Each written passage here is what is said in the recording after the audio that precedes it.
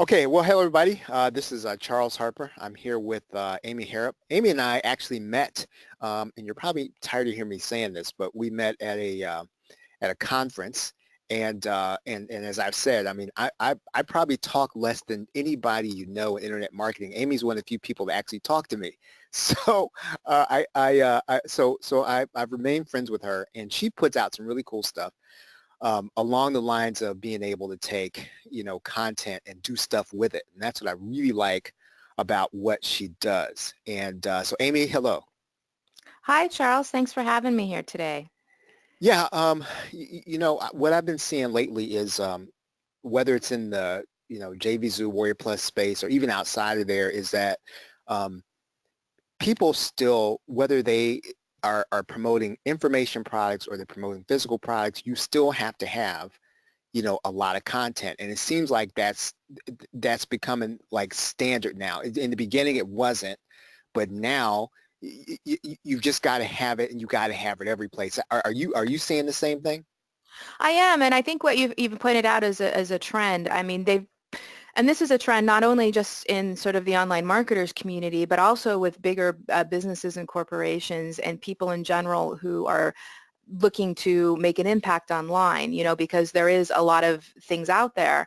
And what people are finding, everyone from, people like us, more solo entrepreneurs to bigger businesses, is that having content, content marketing is really helpful. And there's been a lot of research and studies that have come out that have shown that people really respond much more to, getting to know somebody through some type of online content, whether it's a free report, a blog post, a video, an infographic, of course, social media, and then, getting connected with you. And then, then they're much more apt to buy something and buy repeatedly from you. And so it's just psychologically, it just works a lot better than just, sending people straight to an advertisement. Yeah, right on. I have said that, typically we're not necessarily in competition, in the Zoo and Warrior Plus space. But what I am seeing though is that when people sort of catch up or people sort of come out of nowhere, it really isn't out of nowhere. You do research on them and you find out they've been creating this content that have brought people to them over a long period of time. I mean, is that something you're seeing also? Yeah, I've seen that the people who are really sort of doing this more consistently and are getting, I think, better results long term are people who are saying, okay, well, I'm going to invest in having content out there and putting together the type of content that people are going to respond to, whether it is free or paid or both. And I'm definitely seeing that. Okay, so when we use the word content, so what does that mean? Content basically, whatever you're promoting is what you sort of divide it into visual, text, and video, or is that how to think about it? I think that's a good way to think about it. I also like sort of the funnel concept of thinking about content marketing style where you might have something that attracts people, whether it's a blog post or it's a social media post or graphic or it's a video. And then that gets people to take action, whether they're going to opt in and then get maybe a freebie report or a lead magnet. Or perhaps you have a free book up on Amazon and then that people, read that and then they go buy your paid book. So I do like thinking about that sort of idea of the pyramid where you have a lot of people who are going to look at your free content that's out there, and then some of those people are going to take a step and get your free content that's not available to everybody, and then those people are going to pay for content. Right. So I like thinking about that in terms of kind of like a content journey. And in terms of modalities, definitely. I mean, you got video, which is now, so popular, written content, which I'm fond of, the different types of visual content, whether it's something like a quote graphic or an infographic, uh, and even audio content as well, So there's just a lot of different types of content out there. And now, I mean, with the sort of journal craze, some of that's even moving into physical, right? I mean, you can now almost get it out there that way.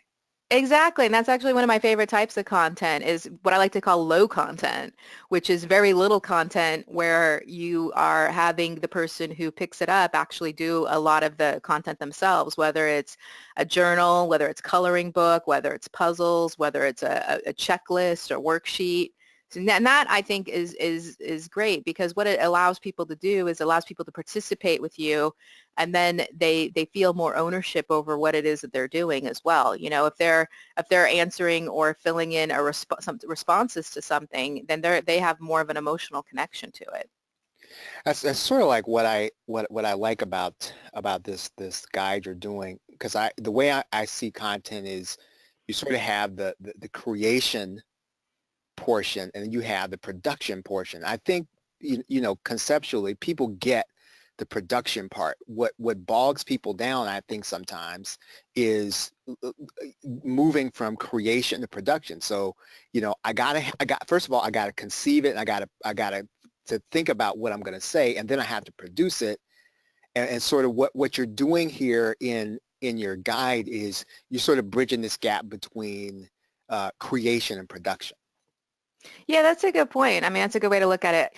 Automagic content really highlights how us, our sort of everyday people, can use a lot of free and low-cost automation tools to help get our content out there quicker and easier. And I think a lot of people get overwhelmed because they think, oh, I got to sit down and write some 10,000 page book and blah, Right. blah, blah. And you can certainly do that, but you don't really have to do that. In fact, if you have something that is just maybe like a short piece of written content, you can do a lot with that. You can create a visual with that. You can create a video with that. You can create you know, graphics with that. You can create audio with that.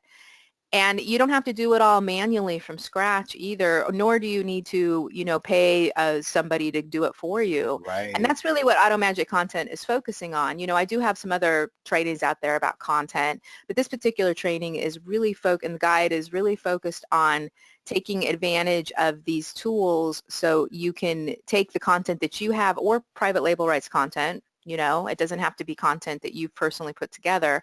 Take it and actually get more mileage out of it and do other things with it so you can get it out there.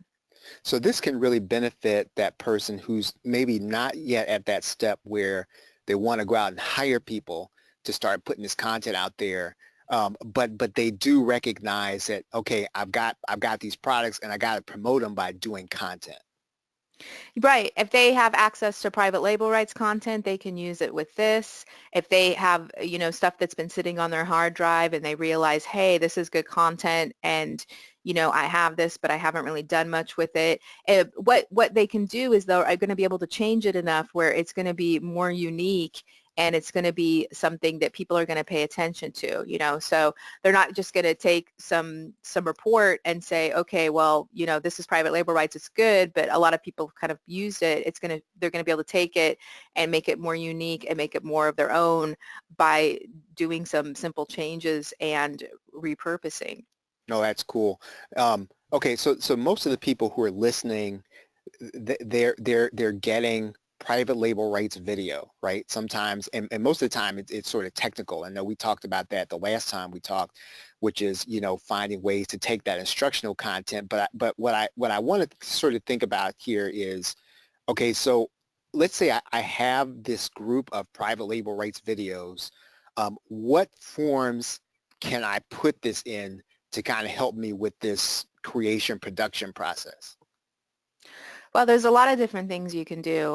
One of the things you can do is you can take them and, of course, just upload them. But what you can add is you can add captions to the videos.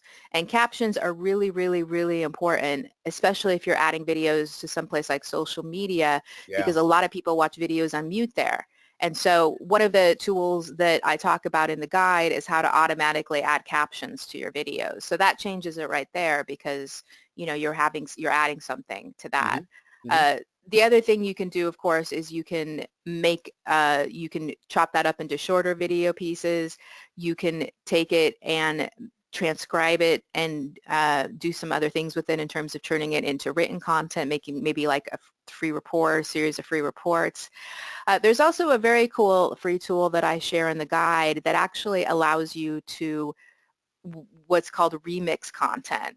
So you could have your video and maybe you've made like a transcription out of it, and you could take that with um, screenshots, having screenshots of the video, and you can actually remix that and make different types of content with it.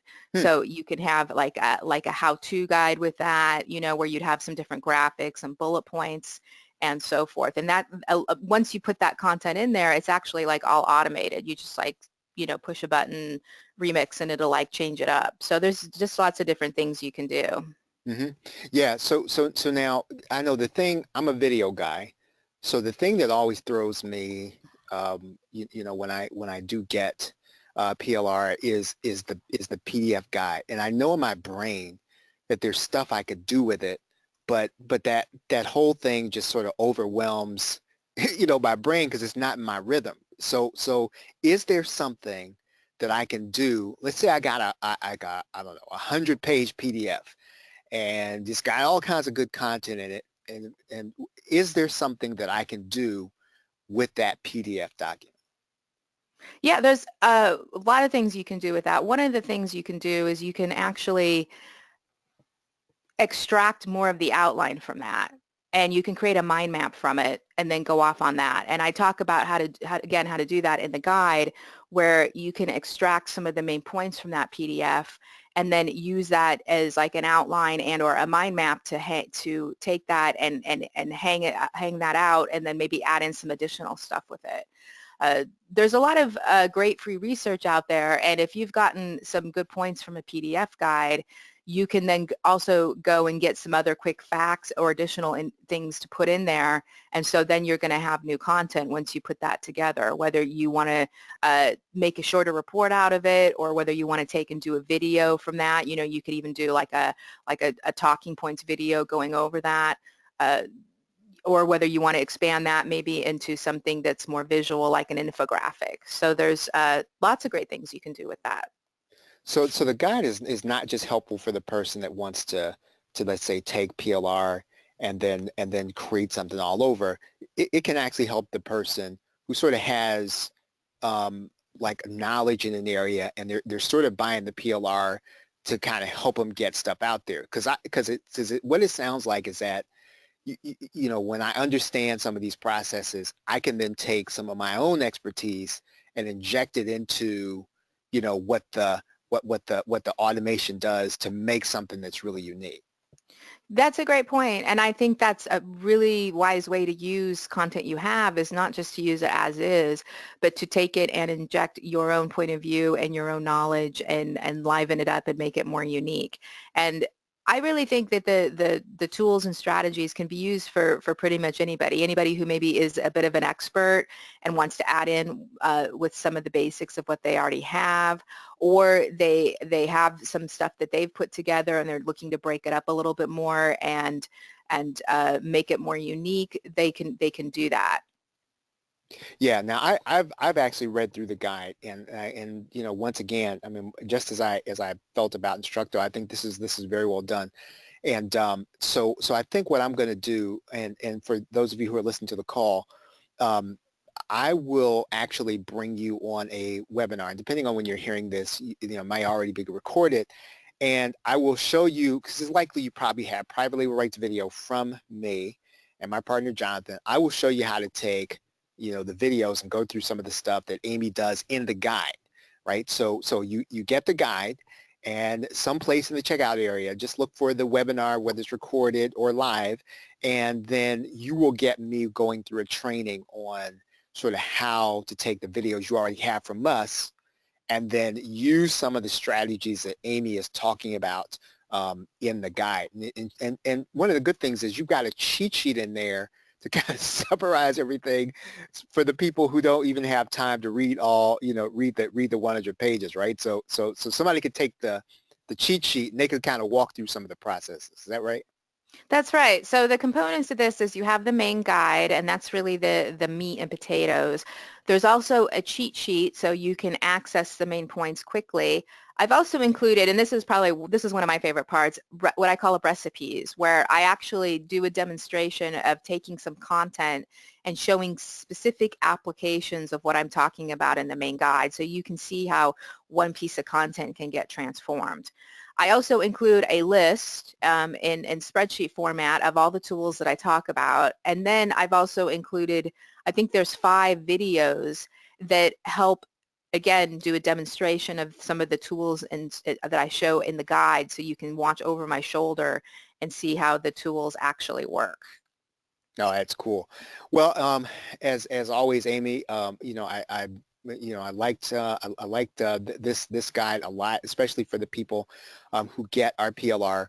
If you're listening wherever you're hearing this, go to the plrshow.com/ACTN.